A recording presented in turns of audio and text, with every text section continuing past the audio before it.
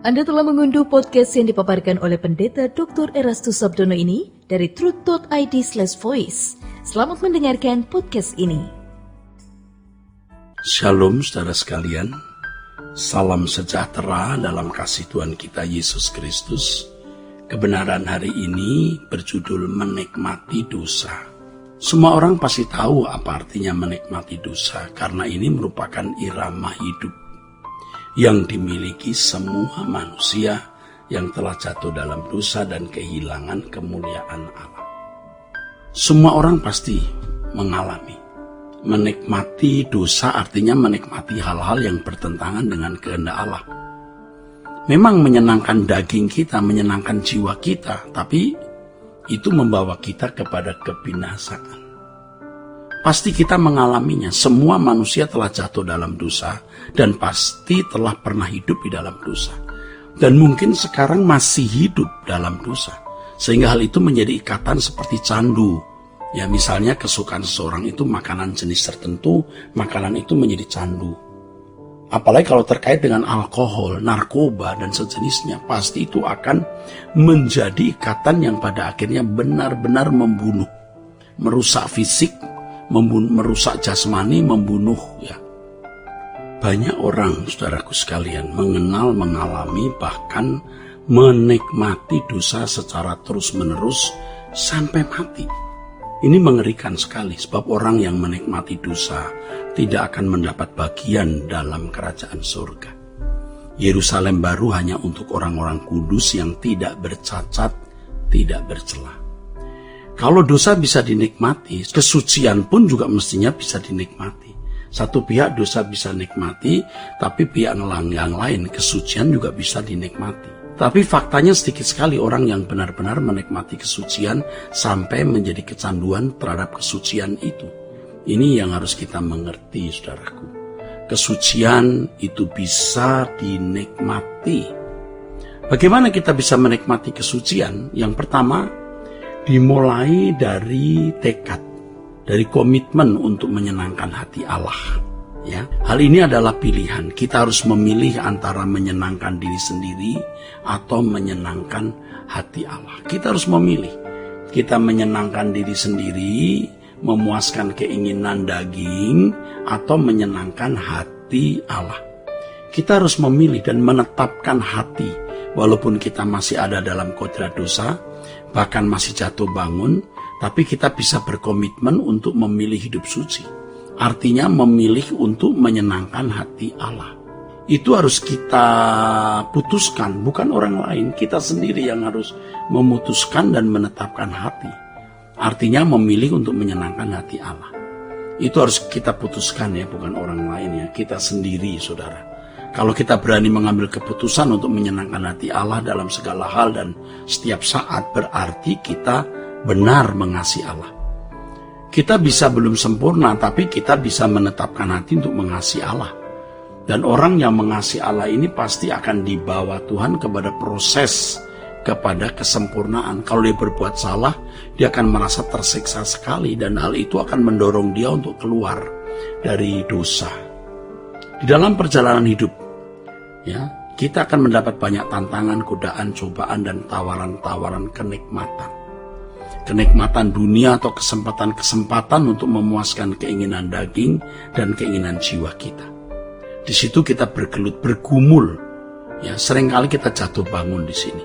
Tapi jangan berhenti berkomitmen untuk mengasihi Allah. Komitmen kita untuk menyukakan hati Allah harus diupdate setiap hari. Diupdate artinya harus dibaharui setiap hari. Ini pertama, komitmen. Yang kedua, saudara, bagaimana kita bisa menikmati kesucian Allah kalau kita memilih untuk taat?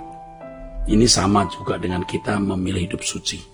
Pada saat kita mendapat kesempatan berbuat dosa, di mana pasti Tuhan akan mengizinkan kita mendapat peluang untuk memuaskan diri kita. Di mana kelemahan kita, disitulah Tuhan akan menguji. Iblis pasti mencobai kita di titik kelemahan kita seperti yang dialami Ayub. Iblis berusaha menjatuhkan Ayub dengan pencobaan.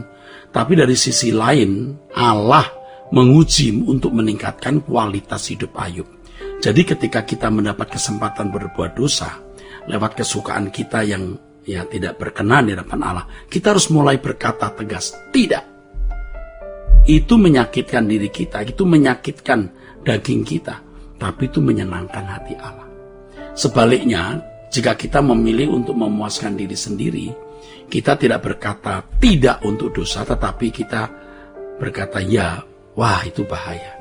Kita akan terjerat di situ, menjadi candu nanti yang membinasakan. Kita harus berkata tidak terhadap dosa, walau sakit. Memang sakit pada mulanya, tapi kalau itu terus berlangsung dalam hidup kita, akhirnya kita bisa merasakan kekudusan itu suatu kenikmatan. Kita bisa menghayati tidak ada kehidupan yang lebih indah dari kehidupan yang tidak bercacat, tidak bercela di hadapan Dia. Yang ketiga, saudara, kebenaran firman yang merubah pola pikir kita. Bagaimana kita memiliki kekuatan batin untuk berkata tidak? Sebab pada waktu kita berdoa, kita ke gereja, kita bertemu orang, kita mudah berkata, aku mau hidup suci. Tetapi ketika kita mendapat kesempatan berbuat dosa, di mana tidak ada mata yang melihat kita, tidak ada orang yang tahu kita melakukan, tidak mudah untuk mencapai kesucian loh pada waktu kita mendapat kesempatan berbuat dosa dan tidak ada orang yang melihat. Lalu bagaimana kita memiliki kekuatan batin untuk menolak dosa? Bagaimana kita bisa berintegritas untuk tetap berkata tidak terhadap dosa? Ya tentu kebenaran firman Tuhan yang kita asuh. Di mana mindset kita dirubah, paradigma berpikir kita dirubah, lalu kita bisa menjadi muak, benci terhadap dosa. Dalam hal ini terjadi proses menolak dosa. Jadi harus ada pembaharuan pikiran untuk membangun kebencian terhadap dosa. Ya, kalau tidak ada itu nggak bisa. Contohnya begini, kalau orang memiliki kelemahan fisik diabetes, dia harus berkata tidak untuk gula dan makanan yang berkadar gluten, gula tinggi.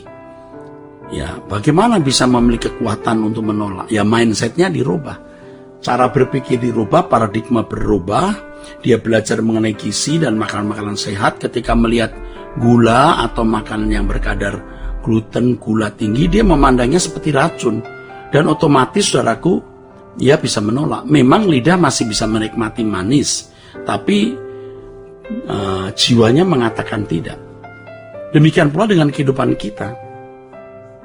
Kita belajar kebenaran, kita memahami kebenaran sehingga terbangun cara berpikir yang membuat kita melihat dosa seperti racun. Daging kita memang bisa menikmati, tetapi cara berpikir kita berubah. Dosa itu jadi memuakkan, menjijikkan, walaupun daging kita masih bisa menikmati. Kalau diempankan di daging masih bisa dinikmati. Dan kalau orang jatuh lagi dalam dosa, maka dia akan makin terjerat. Dia akan makin terjerat dan bisa tidak akan pernah meninggalkan. Jadi sekali hidup suci, tetaplah kita berkomitmen untuk hidup suci. Dan ini melalui proses yang tidak bisa kita capai dalam 1 hari, 1 minggu, 1 bulan. Harus lewat dalam perjuangan panjang. Oleh sebab itu, selagi Tuhan masih memberi kesempatan, kita harus berjuang untuk ini. Ya, tidak ada kehidupan yang lebih indah dari kehidupan menjaga kesucian dan kekudusan.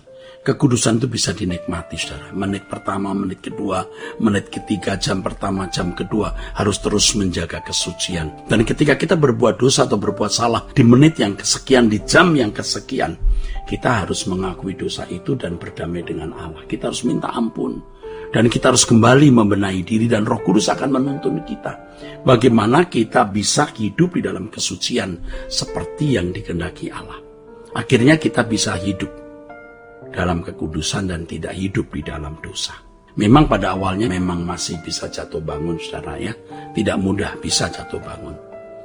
Kita tidak bisa langsung bisa hidup suci, bisa jatuh bangun. Tapi lambat laun kita bisa hidup dalam kesucian. Kita tidak bisa hidup lagi dalam dosa. Luar biasa.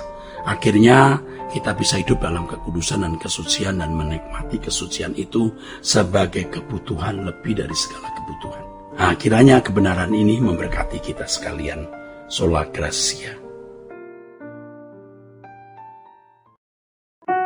Untuk berlangganan renungan harian dalam bentuk cetak, silakan hubungi Truth Literatur di nomor telepon 0878 7870 7000. Untuk mendapatkan CD khotbah, MP3 renungan Truth, dan CD album lagu produksi Sola Gracia, Anda dapat menghubungi di hari dan jam kerja di nomor telepon 021 638 60953. Tuhan Yesus memberkati.